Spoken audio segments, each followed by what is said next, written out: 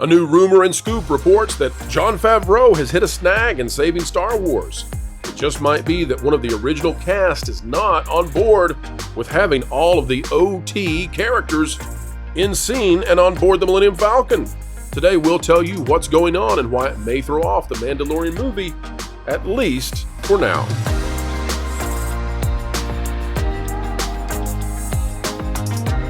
Hello ladies and gentlemen and holy parsecs. What is that? Well, it's definitely not a moon. No, it is, in fact, Star Wars stumbling yet again. Today, we've got a story out of a source close to us who is sharing a rumor. And so we need to say, folks, put this strictly in the rumor and speculation territory. Salt and sodium is necessary, but check the track record. We've got to talk about something going on with original trilogy, that's OT, Star Wars character and actor Harrison Ford. Yes, he's definitely his own character. Will we be getting Han Solo, or will the other characters be flying solo in their cameos? Well, that's a big story here because Star Wars is attempting to save their franchise with this next film. We'll tell you all about it with the panel right now. What's going on with Star Wars according to a source that I have. And to bring people up to speed a little bit, I can't wait to get Mike's take on this. Spencer, you as well. Jonas, nobody cares about what you have to say about Star Wars. That's right. No one cared what I thought about Tom Sawyer's Island, but I'm Mexican, so why would anyone care? I get it. All right. Tell us how you want to turn it into the Riviera. Go ahead, Mike. Yeah, tell us about how you built it. Tell us about the construction tools used. Go ahead. I actually have no opinion on Tom Sawyer's Island. I just was making a joke. There's no lawns. So he doesn't have any kind of take on it. There's no opportunity there for me or my people. And on top of everything, we have to swim there. And on top of everything, we'd have to swim there to get there. No, we've done enough of that. I thought you guys were used to where the lawns and no opportunities. All right, so let's talk Star Wars, guys. To bring everybody up to speed, we had been hearing consistently for maybe a year now that when the Mandalorian movie comes out, one of the things that they really want to do is they want to get Luke, Leia, and Han together in a scene. So it's not just enough to bring in Luke Skywalker, which we've got that pretty well confirmed. Close enough. We'll still leave it in the rumor category, but there's a lot of evidence at this point, including Mark Hamill's travels and schedules that seem to line up with him being in the movie, and not insignificantly. But we had been hearing consistently that they want to get the original trio together, and partly they want to do that because they're trying to find any way in the world they can to make the box office be big for this. Now, to explain why that has to happen, there's two different sides of this that need this film to be successful in a big, big way. Side number one is Disney and Lucasfilm.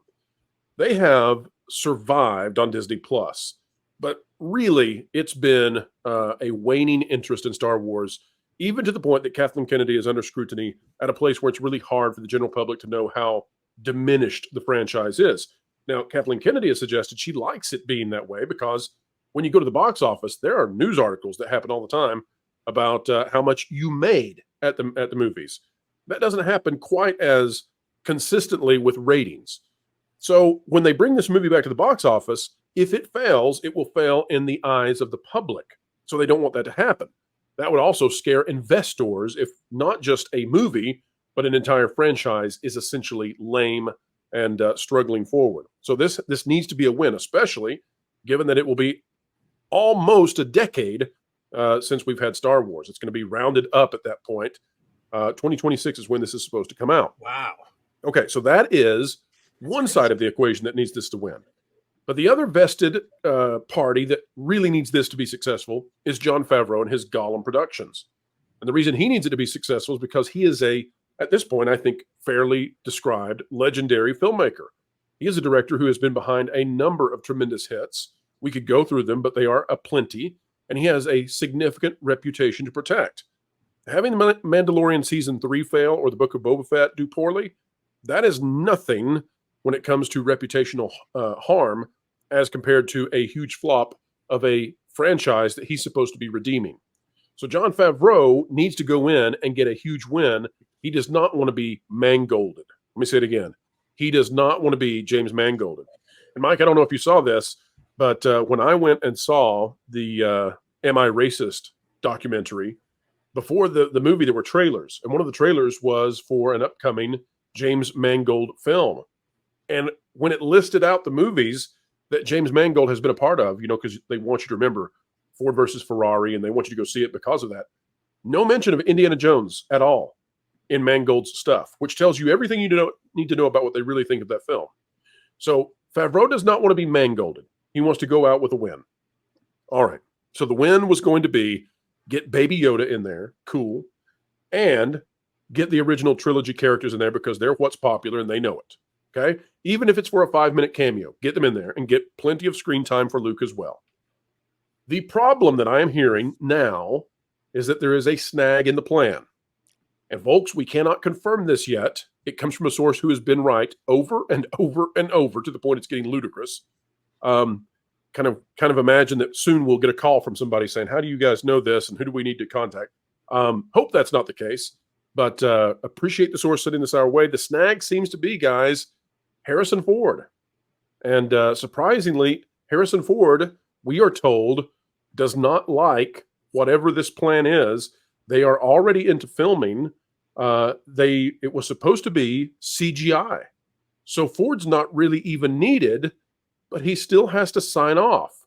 And we're hearing word that he may not be a fan of the idea of putting the original characters together for some sort of CGI resurrection. I don't know if that has to do with the idea of bringing Leia back and what that would mean about Carrie Fisher's legacy, or I don't know. None of that detail has been given to us. Only that Harrison Ford may not be interested in making this happen in the way that Favreau had hoped. At the end of this movie, Disney's going to be so desperate that we're just going to get Force ghosts of every late Star Wars actor, even if they weren't like a Jedi. Like, we're going to get Peter Mayhew. We're going to get what's his name, who was R2. It's ridiculous.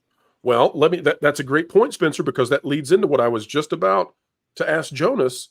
So I don't know. You're reading my mind somehow. Jonas, I wonder if Disney now is apprehensive because of what's going on with the Cushing lawsuit. Right. Can you tell the folks out there about that side? Well, basically, and there's been great coverage by a channel called Knee Pain. We've had Knee Pain on the channel here on more than one occasion. He's a former Lucasfilm employee, but he also talks about the industry at large in a great way. You should go check him out. But basically, a friend of Peter Cushing is suing Lucasfilm, and because they didn't have the authorization, according to this friend, for Peter Cushing's likeness. He's Grand Moff Tarkin. Forgive me for not throwing that in here earlier. Grand Moff Tarkin from the original Star Wars. His likeness was used in Rogue One. They put his face on top of another actor's performance. By the way, great actor. They probably could have gotten away with just having him play Tarkin in the film. But they're saying they didn't have the rights to do that. John Knoll, who is the head of ILM, one of the few profitable parts of Lucasfilm, I'm sure. If it's not working, fix it. He says that because of Star Wars, they had the rights to do this. I'm fairly certain that it was not contemplated in the sale here, that being in a movie in 1977, one singular Star Wars film in 1977, that Peter Cushing would have contemplated giving up the rights to make money off of a movie that would come out in the late, what are we talking about, 30, 40 years later here, where they would just resurrect him digitally using digital body puppetry here. So I think there's a legitimate question to be had. Of course, that also brings up the idea of James Earl Jones and him signing over his voice rights to. By the way, real quick, Jonas, I've got a thought on that one. There's been some criticism of James Earl Jones for doing that, and it seems a little odd to criticize him after his passing. But I just want to say that, from James Earl Jones' standpoint, he could either not sign over his voice and likeness to Disney to use in the future, and if he did that, his family, his estate gets no money. The grandkids, the great-grandkids get no extra money. And somebody else is going to be brought in to replicate his voice, and probably really, really well. Or he can get a huge fat check that goes to his kids, his grandkids, his great-grandkids to enrich their lives. And I think that may have been the thinking behind that. And it may be the thinking behind a lot of actors is, really, what does it matter if they have my voice? If I don't give it to them for a huge paycheck, they're just going to replicate it really, really close with somebody else. I agree. So in this case, his kids get to eat for a very long time, because it sounds like Disney is not going to stop using that character. As long as they keep spamming that nostalgia button, James Earl Jones, it's better for him to sign something so that he clearly has rights until Star Wars gets sold again someday, the way they screwed over Timothy Zahn with the novels for a little while. I think, Jonas, you think there's any chance Favreau drops the Darth Vader voice into the movie? Absolutely. Why wouldn't he?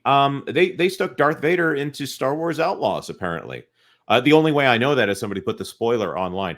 The fact that Darth Vader is in Star Wars Outlaws and nobody knows about it, there's how you can tell that game is a flop. Definitely, and tanking the Ubisoft stock. Mike, I want to go to you, though. I can see on your face that you might be a little bit skeptical about whether or not bringing back the original trilogy characters would even save Star Wars if they did it. Mike, is Star Wars beyond saving no matter what they do? Yes. Why, Mike? Why? I see. I wanted you to drag it out of me. Dude, this thing is... Look, if you were to walk around my house, there's over 20, I don't know, 25, 28 lightsabers hanging on the walls. I can't remember the last time I even touched one of them, let alone charged them up to use them. Dude, this thing's dead. No one cares anymore. I don't care. And for me to not care about Star Wars, like a lot of people, it's pretty dramatic. I don't care. I don't want to see anybody on screen. And let's go back to the conversation earlier about course corrections. There was a comment I wanted to make and I forgot to make it when you guys were talking at the beginning of the show. Disney has different units. They all function independently. And if there's a unit that is super uber duper duper super woke, that would be Lucasfilm, Favreau or not. He's not the guy in charge. He's just a hired gun. He's literally a contractor. Star Wars is dead. I ain't ever going back. I am not interested in anything that this company has to offer. What if I know it's not likely. I know it's really, really unlikely. What if they dropped the sequel trilogy and said we're starting over? I don't care. Because the damage has been done. That's like telling me my ex says, can we just forget about the other guy that I slept with and start over? That's literally like my Puerto Rican girlfriend coming back to me, Pro, and saying two things. One, can we forget that I cheated on you with one of your friends when you were out of town on a business trip? And number two, can we forget about the fact that I used your Amex Black Card so much that Amex canceled it after 3 months? No, we cannot. Mexican Iron Man neither forgives nor forgets. Mexican Iron Man does not forgive that my Puerto Rican ex-girlfriend cheated on me, nor that she made me lose my Amex Black Card, which to this day I still haven't been able to get back. Well, so to that I say Kathleen Kennedy and her little biatch beta boy Filoni, they can all go F themselves, and everybody at that company can go F themselves, and there is zero credence. And unlike my good friend Lorne, I'm not going to engage in any mental masturbation about what they're trying to do. These people are morons. They don't know how to storytell. They don't give a crap about canon. And the one thing we know about for sure is they don't give a crap about any of these fans. So if they don't give a crap about me, why should I give a crap about anything that they do? I don't care. I only care because I want to see them burn. All I care about at this point is watching them fail and burn and die. All of it, the entire company. We're going to have to rename the channel because Walt Disney as a company won't exist in 3 to 5 years. It'll start looking like Kmart in about 5 to 10 years. And by 15 years now, we're going to need more channels, Pro. Well, eventually when Sears goes down, I'm just planning to take their trademark and buy it for $12, $15, whatever, and make it mine. I'll be Sears Pro. Mike, you've done something that I think the folks out there want me to send you a trophy for. Oh, what is that? Never before has Kathleen Kennedy been compared to a Puerto Rican, shall we say, cheating girlfriend? Harlot. Yeah. Never before. But Never. The comparison is apropos. I mean, convince me, Pro. Have we talked to her exes? Convince me that I'm supposed to care because I see CGI. Let me tell you, the last CGI I saw, what was that? Dude, what am I'm supposed to care? Because, they're on stage together. Get out of here with that junk. In fact, you know what? In honor of just thinking about it, I'm going to grab a lightsaber and throw it. That's what I think about their idea. Marvin is coming with a new story. Marvin, you've been covering this Cushing situation. What do you think about this in regards to apparently them having difficulty with some of the original actors, allegedly, on the Mandalorian movie? Yeah, I covered this morning in on Tooneytown TV as a daily video, and it's just a fascinating case. And I think the fact that it was not immediately thrown out in the UK court system, it shows that there might be something here, and that's really going to have a profound effect on the way they handle this going forward. But as far as how this is going, it all depends on what they worked out with Carrie Fisher before she passed away, right? Because they used her likeness in Rogue One. Obviously she was still alive at the time that they did that, so you got to wonder, did Carrie Fisher sign her rights? Harrison Ford and Mark Hamill, ability to sign their rights. Peter Cushing didn't have that. The man died in 1994. We weren't even talking at that point. This was science fiction that we're talking about right here, recreating people digitally. But as far as seeing the three of them, Pro, together on screen with CGI, I don't care. I don't want to see it. You know what? You had the chance to do it when you had all three of them at the same time alive in the sequel trilogy, and you decided not to do it. You killed Han Solo. You left Luke Skywalker out of the entire first movie, and then you destroyed his character. And then Carrie Fisher unfortunately passed away, and then had one of the worst send-offs. Yeah, it was. You made her Mary Poppins. There is absolutely nothing that can be done with the original three to make me care again, Pro, because you had the chance and you blew it. There are no second chances. I'm with Mexican Iron Man on this one. If I had a lightsaber, I'd be throwing it right now, but I don't have one right now. So I am just going to mentally throw a lightsaber at the wall right now because I am so sick and tired of this. Can we save Star Wars? No, we can't. It's dead. It's gone. There's no coming back. The Fempire has completely taken over Lucasfilm. Kathleen Kennedy is the Femperor for as long as she wants to be, and we all have to just go along with it or stop watching. So now, wait a minute. Am I understanding from the panel then that you all think Harrison Ford, if it's true that he is holding this up, that Harrison Ford is in the right? That there shouldn't be a reunion scene? Harrison Ford is the grouchiest man known. He's the grouchiest man in media that doesn't live in a trash can. It all depends on what day he wakes up and what side of the bed. I honestly, I think he's just so done with being involved with this. I think Indiana Jones probably left a very bad taste in his mouth along with the sequel trilogy. He's probably tired of being asked about it. And I could totally see him being like, you know what? No, you don't get me ever again, even digitally. I had not tied it to Indy. That is interesting. He's got to be burned by that, Pro. I mean, like that, he did so much media for that movie, and it was the biggest bomb on the face of the planet. Ladies and gentlemen, boys and girls, we must say goodbye for now. But until the next time, we are looking forward to spending time with you, an attitude of gratitude every chance we get to be a part of your day. We hope we add value. And if you agree with that, consider clicking the like button, share, subscribe, click it, stick it to the algorithms. It is the notification bell. Drop a comment down below. Let us know your thoughts. And folks, we want to send a special thank you for the tremendous growth of this channel. We never thought that we would be reaching 100K in such a speedy way. You all are magic to us. Thank you for being the gigawatts that drives it all. Until the next time, keep learning, keep growing, and as always, keep having fun.